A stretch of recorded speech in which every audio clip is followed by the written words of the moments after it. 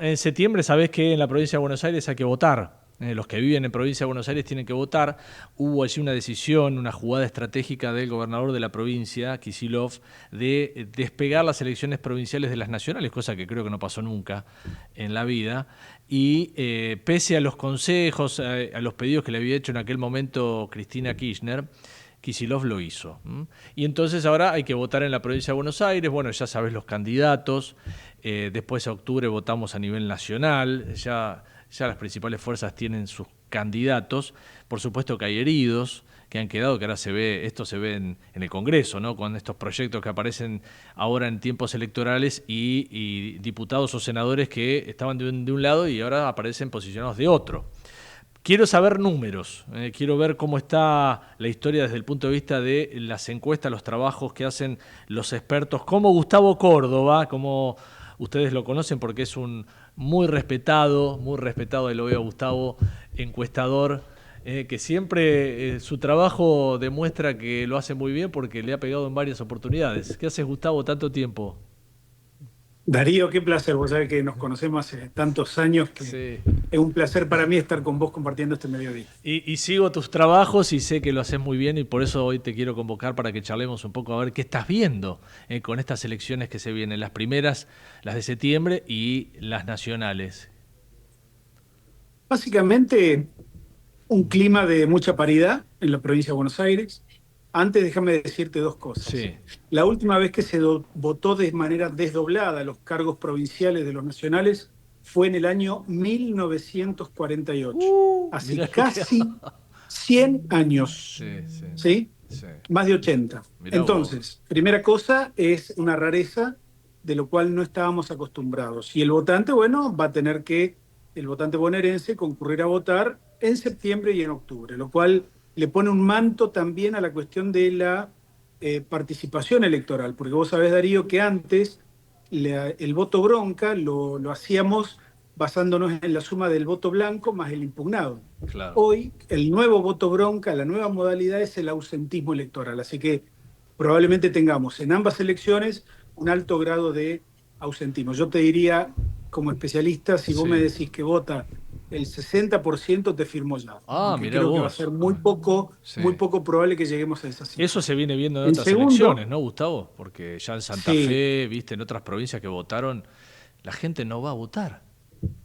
lo que pasa es que si analizamos los incentivos que le da la política en general a los votantes, fíjate, tenemos un contexto de recesión económica notable que impacta en nuestra vida cotidiana de una manera determinante. Claro. Agregar el clima de violencia política inusitada que vivimos hoy los argentinos, esta elección no le cambia la vida a nadie, salvo a los que son electos. Entonces, fíjate, se da una circunstancia muy notable Qué de que bárbaro. yo me paro del lado de la gente que te dice que no tiene elementos para salir y votar Sí, masivamente. sí. Ahora, eso no significa que el bonaerense no sepa lo que hay que votar. Puede ser que haya todavía un nivel de desconocimiento importante de que si se vota, qué se vota, por qué se vota, etcétera. Pero creo que en las tendencias de lo que uno está viendo en los estudios hoy, uno puede ver que primero son 8 elecciones, va a Sí. ser difícil promediar en una sola y todos, acordate de esto, todos van a ver un motivo para festejar después de Ah, la elección. mira, mira vos. Ah, el que Eh, gana y el que va- pierde, los dos festejan. Sí, no importa. Entonces, lo que sí te voy a decir que en términos de promedio provincial, las 8 elecciones estarían dando una pequeña luz de ventaja para el peronismo. Ah, sí. Y este es un dato insoslayable, porque vos recordarás meses atrás, el gobierno se ufanaba de que iba a arrasar en la provincia de Buenos Aires, y creo que eso ya es una idea que quedó en el Eh, olvido, va a ser una elección muy pareja. sí. Te diría, la determinante va a ser la sección primera. La primera, Allí claro, acá en la la zona primera, norte, sí.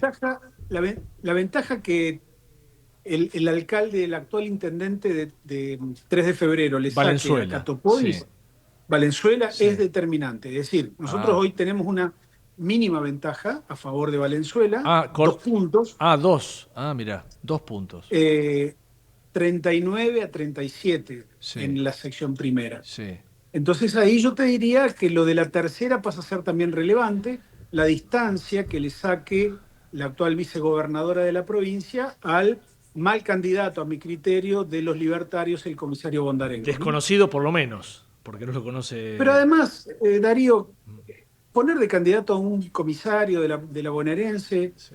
yo te diría, lo hubieran pensado dos veces, hubieran evaluado un poquito, ¿Por qué hubieran hecho un decís? focus Porque el group. tema de la inseguridad es un tema que preocupa, ¿no? Sí, pero no es tan lineal Ah, y la historia de la policía bonaerense, vos sabés que tiene ahí algunas cuestiones medias sí, sí, un tal poco cual, transparentes, tal ¿no? cual. Entonces, ahí veo una dificultad para Bondarenko. Sí, Encima tiene condiciones histriónicas que no sé si son las adecuadas para este tipo de elección, porque fíjate, las licencias de la intolerancia política se la conceden a Milei, no a los imitadores de Milei. claro, claro.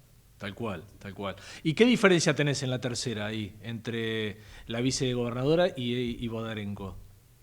Pisos de 15 puntos a favor del peronismo. Por eso te digo, Es una ventaja, esa mala elección del candidato puede claro, hacer claro, trastabillar los planes que tenían los libertarios claro. antes de Eh, conocerse, ¿no?, el perfil de los candidatos. entonces, la pequeña diferencia, o por ahí se extiende o por ahí no, que saque Valenzuela, más el resto de la provincia, que no sé cómo lo tenés, el resto, las otras secciones. Mirá, yo te diría, pensar la provincia, un buen resultado para el peronismo sería ganar solo la tercera Sí, y perder las otras 7, pero con lo que sacan la tercera sí. le alcanza para tener un promedio ganador en términos provinciales. Claro, pero Ahora, sí, tampoco podemos descartar, y escuchá bien Darío esto que te va a interesar, sí. tampoco podemos descartar que el peronismo gane 3/4 de las secciones electorales que están en disputa. 3/4. Porque el margen es mínimo, Claro, el margen es mínimo, en la sí. octava, en la segunda, en la cuarta. Escuché a alguien del gobierno que decía, no nos interesan tanto la cantidad de votos que saquen, sino que ganemos secciones, esto que vos decís, ¿no?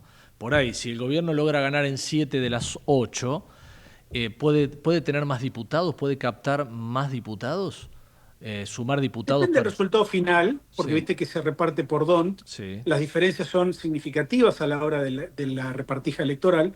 Sí, déjame decirte que antes de esta elección vamos a tener a Corrientes, que Ah, vota gobernador, sí, una señor. semana antes de Buenos Sí, Aires. señor. Allí, déjame decirte, las expectativas del gobierno son malas porque pueden salir cuartos Uf, con un dígito, ¿no? uf. Su candidato a gobernador.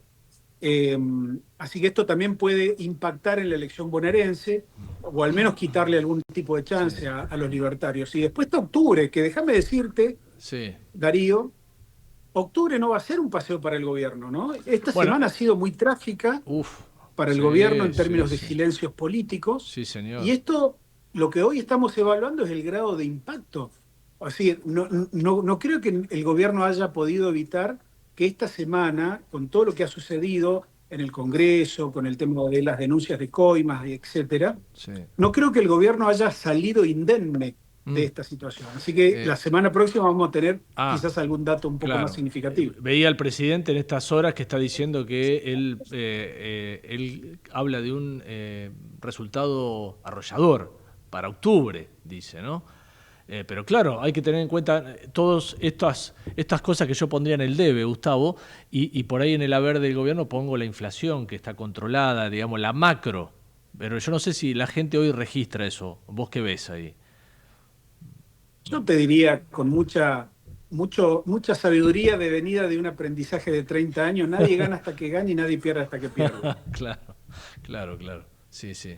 Es cierto. Porque después viene la sorpresa, ¿viste? Cuando vos te autodeclamás ganador absoluto, ganador por absoluta mayoría, que vas a arrasar, y después viene la sorpresa de la derrota, bueno, este gobierno que está en afecto a ver la lectura de los mercados, yo no sé si está en condiciones Mm, de soportar una mala lectura de los mercados después de la elección sí. bonaerense, por ejemplo.